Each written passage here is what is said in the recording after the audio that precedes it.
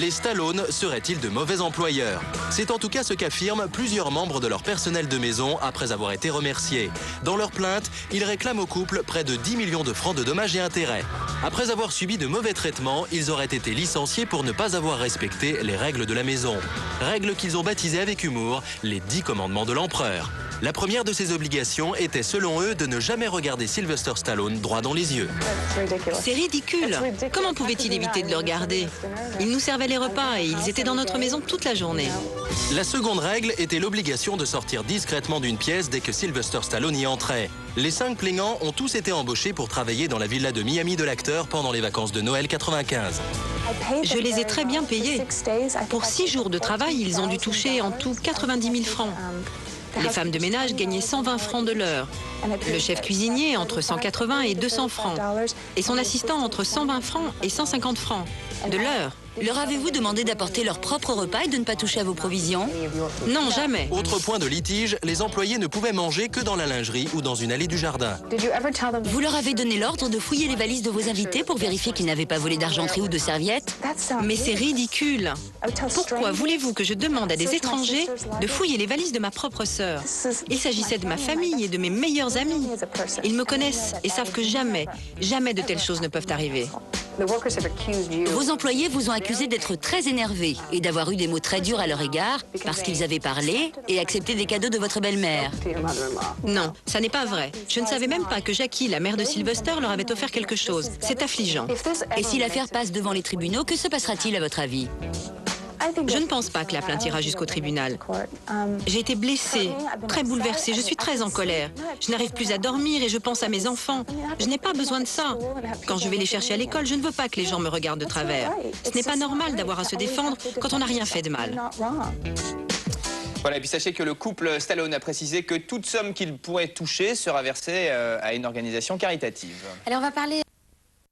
Qui avait déjà été adapté au cinéma en 1971 dans le film La Loi du Milieu avec dans le rôle titre Michael Caine. C'est pas du tout une comédie, hein. Pas du tout. Parce que Stallone dans ce film joue le personnage de Jack Carter, donc, qui se rend aux obsèques de son frère et qui découvre qu'on l'a assassiné. Il décide alors de partir à la recherche des meurtriers et de le venger. Ouais. Voilà, c'est donc un vrai thriller qui marque le retour de Stallone qu'on appelle aussi Sly sur le grand écran. Je vous rappelle que la dernière fois qu'on l'avait vu, c'était en 97 dans Copland. Il partage pour ce film l'affiche avec le héros d'origine, Michael Caine. Exclusif était sur le tournage à la rencontre des deux stars. On y va. Dans Get Carter, Stallone change de look et se laisse pousser le bouc.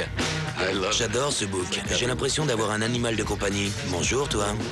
Une transformation qui n'est pas innocente, car dans ce film, Stallone a laissé au vestiaire sa tenue de Rambo pour endosser un rôle beaucoup plus dramatique. Ce rôle est très difficile. Et je ne sais pas encore si j'ai rempli ma tâche avec succès. Remake d'un film de 1971, Get Carter est l'histoire d'un homme qui veut venger par tous les moyens la mort de son frère. Dans l'original, Michael Caine tenait le rôle principal. Et si Stallone l'a remplacé, l'acteur fait tout de même une courte apparition dans cette nouvelle version. I might just take the matter up with you, Jack. Mightn't I? You're a big man, but you're out of shape with me. It's a full-time job, so please, sit down. J'ai expliqué à Michael que j'essayais de jouer le personnage comme il l'avait fait en espérant m'en sortir. C'est un très bon acteur, il n'a pas besoin de leçons. Sur le tournage, Stallone en a profité pour répondre aux rumeurs qu'il annonce déjà dans le 6e volet des aventures de Rocky. En lisant le journal, j'ai vu Stallone va faire Rocky 6 et j'ai dit « Vraiment ?» En fait, oui, Rocky va bien se battre, mais ce sera contre l'arthrose. Oh. C'est dommage. Allez, cinéma, dont Schwarzy, mais aussi Bruce Willis et Sylvester Stallone. L'entreprise est victime depuis 3 ans d'une croissance mal maîtrisée et d'une concurrence de plus en plus rude des autres chaînes de restaurants thématiques. Schwarzy s'était impliqué dans cette aventure depuis ses débuts. Nous revenons ce soir dans Exclusif sur l'histoire de cette entreprise qui avait tout pour réussir. Pierre-Antoine Boucly. Pendant 8 ans et demi, Arnold Schwarzenegger, avec Bruce Willis, Demi Moore et Sylvester Stallone, ont soutenu Planet Hollywood. En échange d'un bon paquet d'actions, ils ont prêté leur image à la marque, multiplié les interventions spectacles dans les restaurants et les interviews promotionnelles sur les télévisions du monde entier. Et ça va être une grande chaîne de restaurants qu'on va retrouver un peu partout dans le monde. Oui, on a commencé il y a 3 ans. Avec un restaurant à New York. Et je pense que nous avons 26 ou 27 restaurants en 3 ans. Dans les premières années, le succès est au rendez-vous. Les ouvertures se succèdent et le cours du titre Planet Hollywood à la bourse de New York atteint les 160 francs. Mais la chaîne se développe trop vite. Elle a du mal à financer ses 87 enseignes dans 29 pays différents. En 97, les restaurants n'attirent plus les foules. Qualité en baisse, repas trop chers, le concept s'essouffle. Je pense que beaucoup d'investisseurs se sont fait piéger par l'agitation créée autour du Planet Hollywood.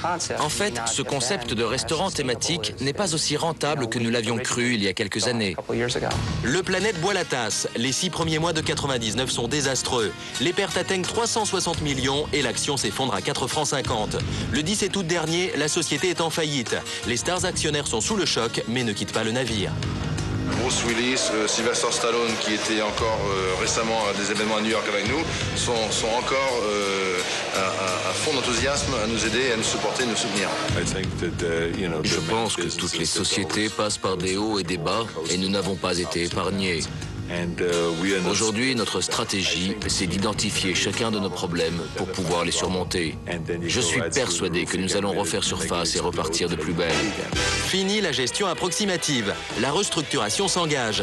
13 restaurants sont fermés et les autres s'offrent une cure de jouvence. Un traitement de choc qui permet à la chaîne de sortir du rouge. Mais ce n'est pas suffisant pour Schwarzenegger qui jette l'éponge. Planet Hollywood compte désormais sur de nouvelles stars. Je crois que Ben Affleck va nous rejoindre. J'ai déjà travaillé avec lui dans Armageddon. Je pense aussi à Matthew Perry et je sais que plein de jeunes acteurs sont en train de prendre des participations. C'est l'évolution logique des choses. Les actionnaires espèrent aussi recruter un acteur qui a le don de transformer les naufrages en succès, Leonardo DiCaprio.